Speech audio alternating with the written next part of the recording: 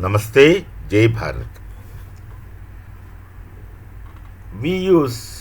In Bharat, we use the concept of Dharma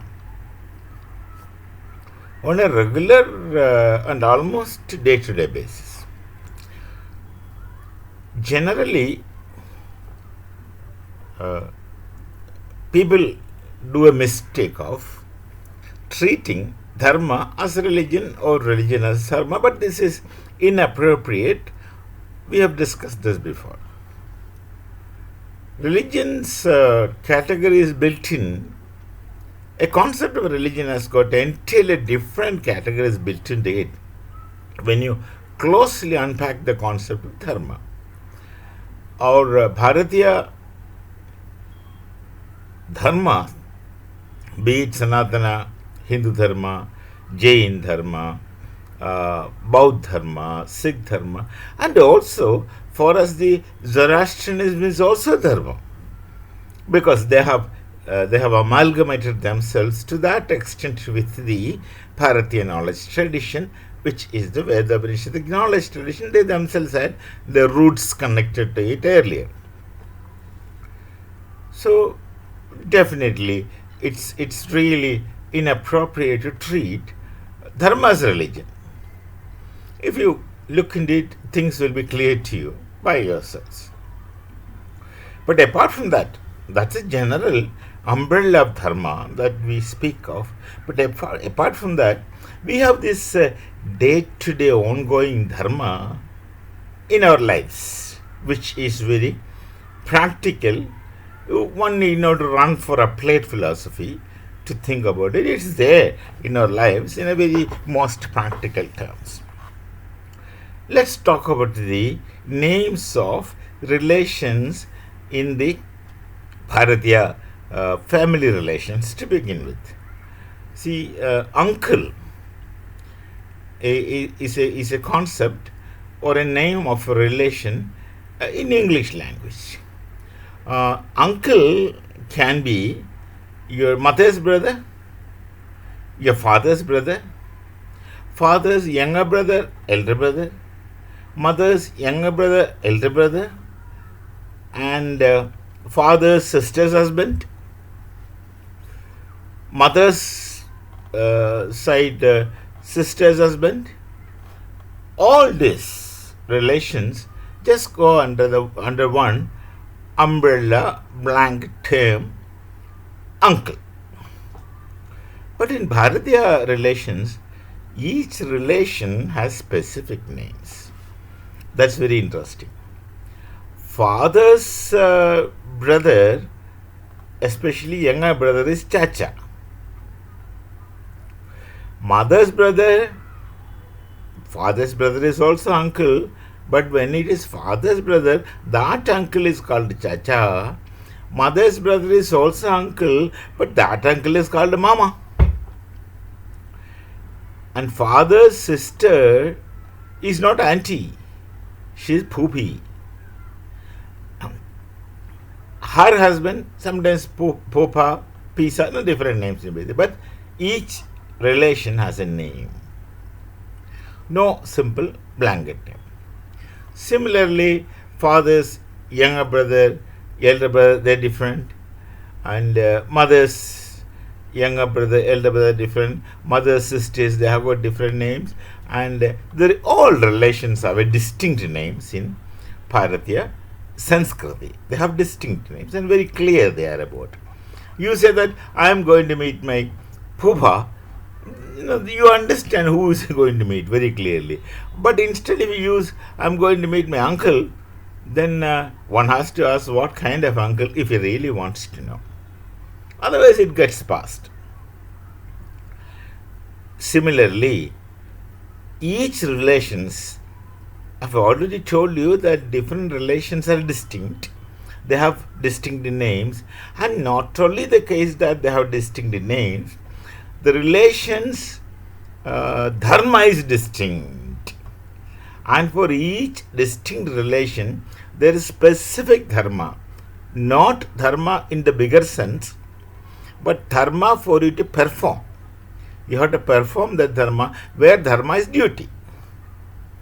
a son has to perform putra dharma. That is the duty of dharma, where dharma is mostly closer to the concept of duties and responsibilities and obligations, all things put together with a divine touch, in the sense with a transcendental touch. You do your perform your duties because you know it's the right thing to do. That's important. You're very conscious that's the right thing to do, and you should do it in spite of your personal difficulties and problems while performing it. So, son, a putra, has to do his own dharma, putra dharma. It's very clear to everyone. No one need to teach anyone in the Sanskriti of Bharat that this is your dharma, you have to perform it. No one needs to teach. They all know it. They all know it. That's the beauty of it. They are well aware of it. Then the daughter, putri dharma. Then father, pitra dharma. Mother, matra dharma, which is really great. Then wife, patni dharma. Husband, pati dharma. So every relations, I've already told you, each relation has got distinct names, not simply names, distinct obligation, duties and principles. So each relation has got its own dharma which one is supposed to perform. One has to perform. The performance of dharma. In all your duties, if you are a friend, as a mitra, as a friend, you have certain dharma towards a mitra. Maybe it will depend on that other mitra's dharma also, but then you have your own dharma. As a teacher will have acharya dharma. Teacher has to perform acharya dharma, which he cannot violate, because teachers violating his acharya dharma is very serious, very grave, which is rarely done. Normally it doesn't happen. They are conscious. Most of the teachers are conscious. Generally, majority of the teachers are conscious of acharya dharma, and they try their best to live the acharya dharma.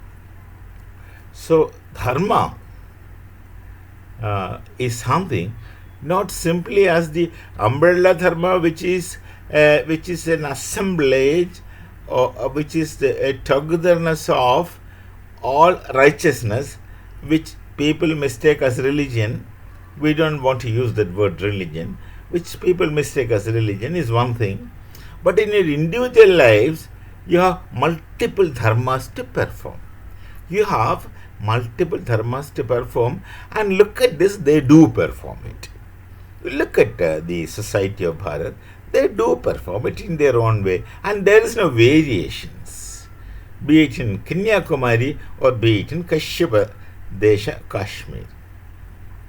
Anywhere, the dharma's performance is more or less same, because the dharma is inbuilt in Bharatiya Sanskriti. No one teaches you these things, but you know it. How you know it? We don't know.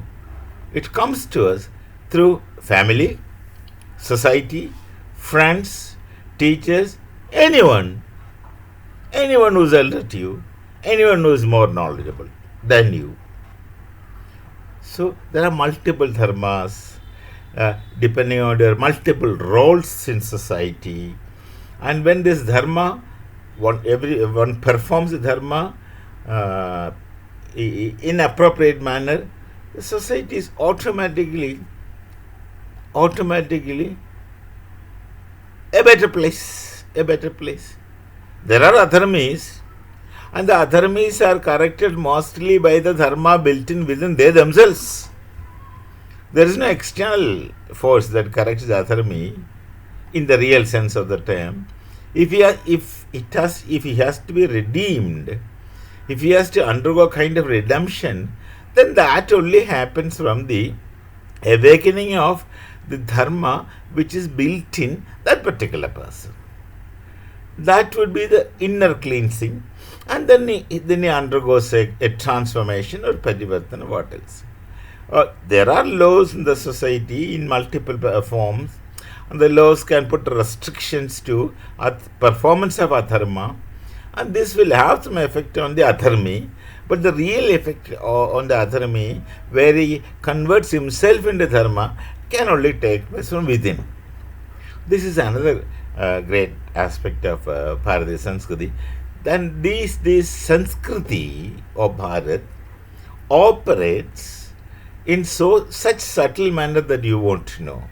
Things happen within you towards being positive, towards the transcendental. You find people suddenly undergoing changes from what they used to be to something which what they ought to be.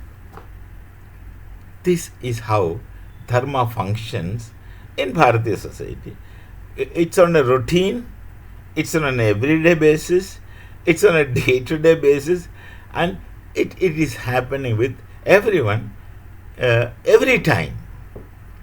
How do you think that this nation can be destroyed? No matter how much you try, we'll have difficulties, we'll have drawbacks, we'll have shortcomings, we'll have agitations sponsored by people. For example, the Citizen Amendment Act.